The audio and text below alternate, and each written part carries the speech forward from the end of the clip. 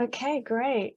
I think it's time to move on to the next person, which is Yihan. Let me just get out my information.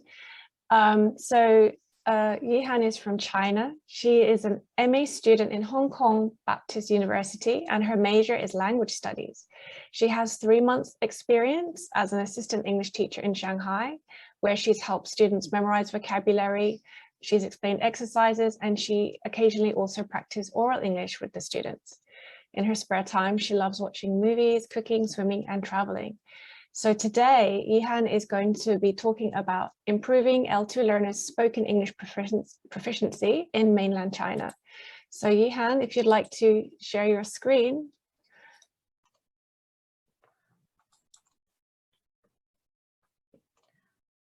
So can you see my screen now? Yeah, that looks great. Okay, so I think I can begin. Hi everyone.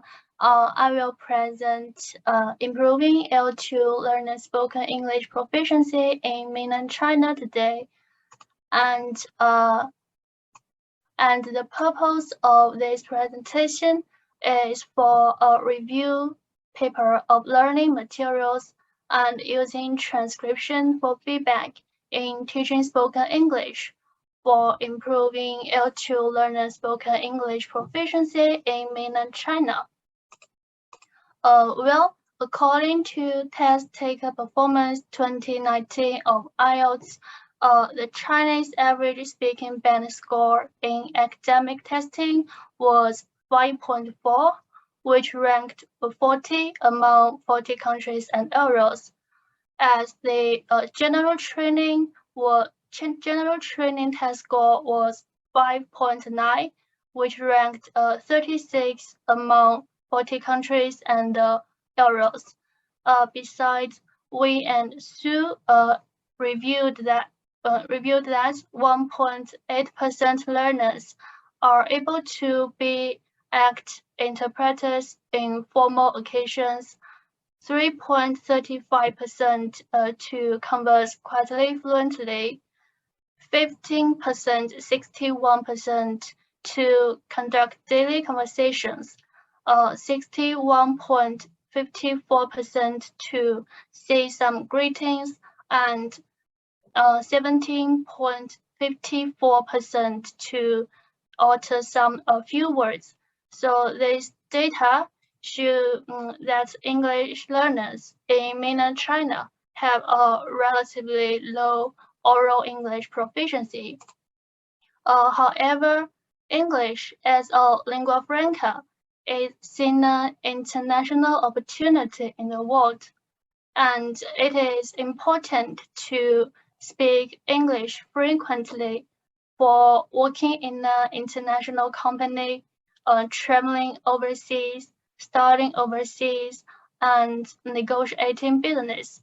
So I think teachers and learners in mainland China should pay more attention to spoken English. Therefore, I hope this review paper will help English learners improve speaking proficiency in mainland China through the review of different learning materials like textbooks, YouTube videos, and using the transcribing technology for feedback. Firstly, I'd like to introduce textbooks in teaching speaking. Dippenbrook and Derwin analyzed 12 integrated skills textbook series, which are published in Canada, while Gong compared using a supportive language between the Vienna-Oxford International Corpus of English and 3 textbooks about oral English for business communication, which are published in China. Gong's study reviewed that top 6 supportive language occurred in textbooks, which were yes, yeah, that's right, I agree, you are right, compared with the top 6 supportive language occurred in voice, which were yeah, yes, right. Exactly. That's true. Sure. Well, according to their research, Diepenbrock and Derwin found that oral fluency activities were less included than grammatical and lexical by textbook writers, and these integrated textbooks were less useful for the development of oral fluency. Besides, Gong found that the textbooks lacked real, authentic words, natural, simple, and short supportive expression, and these textbooks lacked a few words like Yihan, which can help speakers organize ideas and put forward communication. Secondly, I'd like to introduce using YouTube videos to improve speaking skills. According to Mainawati Elio, Jalaluddin, Rizwandi, Watkins, and Wilkins, YouTube is a website that shares a lot of different videos, and it's an effective way to study English in English class, and it helps learners develop different skills such as listening, speaking, pronunciation, and vocabulary.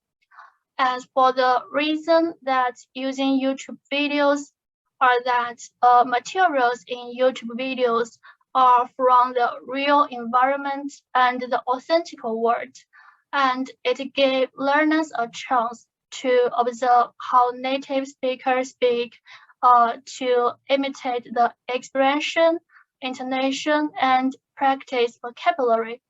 Besides, the YouTube videos gave learners opportunities to know different dialects and the varieties of English spoken around the world, because the main purpose of learning spoken English not only communicates with native speakers, but also with non-native speakers.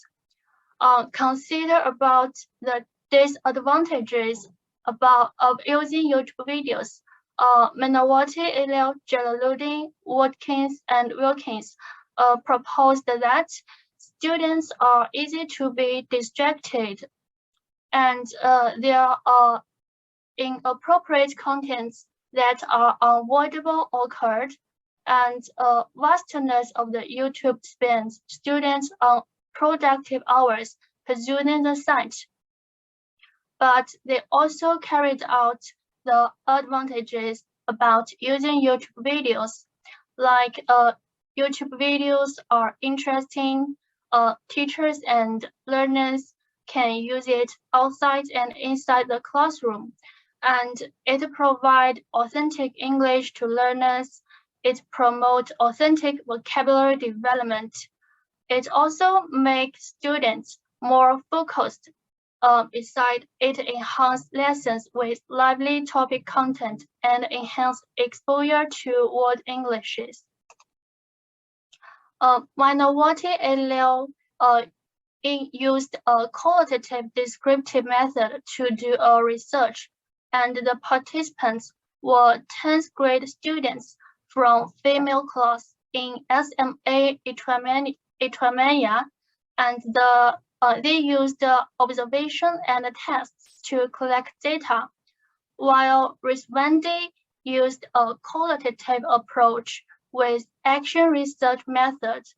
The participants were 28 ninth grade students in Surakarta Junior High School, and Rizwandi used observation, checklist, field notes, performance tests, questionnaire, and interviews to collect data.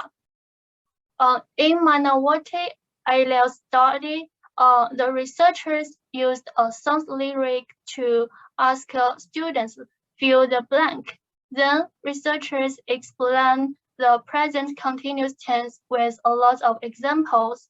After that, students were required to make sentences with VING form. Then the researcher explained the time signal in present continuous tense. After that, the researchers played a video about the examples of conversation that use present continuous and give students 15 minutes to memorize the conversation and then let students perform. While in Wendy's research, a teacher used the task-based language teaching, and in pre-task phase, the teacher did some activities like greetings. In task cycle phase, the teacher played the video twice, and the students performed the conversation in pairs in front of the class, while in language-focused phase, the teacher gave comments to students, and each student gave comments to their friends. In cycle 2, the teaching method in cycle 2 is the same as cycle 1, but the difference is that students were allowed to use their own devices to watch the video online, and the number of groups became 3 to 4 in a group. According to their research, Manawati et al. Found that using YouTube can improve students' speaking skills, and students are more confident. Besides, students have a proper expression, intonation, and gestures. They also found that most students improved their scores in 3 meetings. Well, for Wendy's research, Wendy also found that using YouTube videos in teaching speaking can improve student speaking skills, and 89% of students said they liked the class. 93% of students said they were motivated by using YouTube videos, and they said that YouTube videos were helpful. In cycle 1, 80% to 95% of students focused on the video, and in cycle 2, 95 to 100% of students paid attention to the videos. As for the performance tests, the average score in preliminary test was 65.1, while the average score in cycle 2 test was 80.1. The maximum score in preliminary test was 71, while the maximum score in cycle 2 was 85. Well, thirdly, I'd like to introduce using transcription to give learners feedback. Lynch and Mainland proposed that feedback can help learners have better progress in learning. They further carried out that teachers provide feedback on spoken performance in written form, which may have the benefit of making feedback more accessible, more easily retrievable, and possibly more effective. Wang introduced using transcription to give feedback, and Lü and Xu also proposed that to ensure feedback more accurate, teachers should use transcription technology. Well, Lynch's study included 8 students in an oral communication skills class, while Stilwell et al. Study included 20 freshmen in Canada University of International Studies freshman English programming. In Lynch's study, students were required to role-play activity, then the teacher videotaped their performance, and after class sessions, the teacher made an audio soundtrack copy and set up a video camera to record each pair's interaction as they worked on the transcription. Then students transcribed a 90 to 120 seconds extract word for word. After that, students gave the teacher the original transcript and edition transcript, and the teacher further correct linguistically mistakes and expressions. Then the teacher asked the students to compare the edited transcript by themselves and the one by the teacher. While in Stilwell et al. Study, students were required to make posters and give improvised presentations in response to questions about their poster from a classmate. Then the pairs listened and transcribed both conversations by hand and corrected mistakes. The teacher would give each transcript feedback, and the students have 3 days to review corrections. 1 week after the first presentation, students repeated the whole task with a new partner, recording, transcribing, and correcting both conversations in pairs. At the end of the cycle, the students had 2 typed transcripts for each poster, containing both their own corrections and teacher corrections.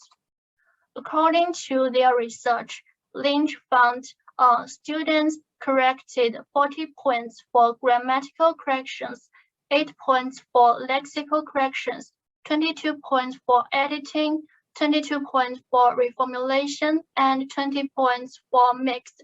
Lynch also found that students corrected a total 112 points, and 81 points was for the better, and only 11 points was for the worse.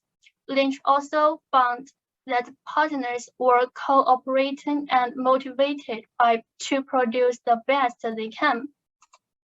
While Stilwell et al. Found that students corrected a total 301 corrections in 2 presentations. In first presentation, 55% for good corrections, 32% for bad corrections, and in second presentation, 60% for good corrections, 22% for bad corrections. Stilwell et al. Also found that students mostly corrected false starts, pause, and fillers, and a comparatively small number of lexical corrections were made by students. And they also found that students made improvements in complexity in 42% of the pairs of comparable utterance, and the task transcription and repetition indeed led to improvements in complexity. Well, now let's have a conclusion. According to Minority et al., Riswandi, and Kelson, using YouTube can be a good media for teaching speaking in the class. They improve student speaking skills and motivation, help students train their pronunciation, enrich students' ability, and make them easier to find an idea in producing sentences while speaking. And it also makes students more confident. Besides, authentic materials in YouTube-based videos can be a source of teaching for teachers. Both teachers and students can incorporate YouTube in classroom activities to enhance learning outcomes and give positive classroom environment. While Lynch and Stilwell et al. Concluded that transcription provides opportunity for explicit feedback. The best mix of feedback in classroom teaching was reflective self-correction, interactive peer correction, and supplementary teacher in action. And although students noticed the many errors, the teacher still played a role in providing post-hoc feedback, especially for vocabulary. Transcribing task is useful and interesting, and encourage students to externalize their thoughts and bring valuable opportunities for students to gain insight into their language improvement.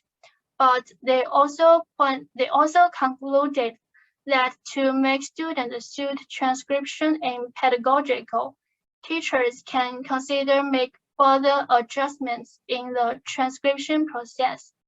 And I think I'm finished now. Thanks for your listening, and any questions or suggestions. Yihan, thank you so much for your presentation. So yeah, if you can stop sharing your screen now, then we can have a look at the gallery view, and I'd welcome some questions if anybody has any. So curious to know, has anyone here used YouTube as a teaching tool in their classrooms?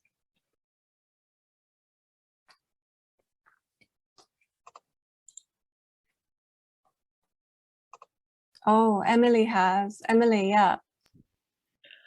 So I work at elementary school, so I've used YouTube for songs and things like that, and I've also used YouTube to show students examples of natural English, and also examples of, I've used it to show them, we're in Japan, to show them foreign people trying to speak Japanese and asking them, were they perfect in their attempts at speaking Japanese? And they're usually very kind, but they're like, no, they weren't 100% perfect. And then asking them, but did you understand what they were trying to say? And they always say that they understood what they were trying to be put across.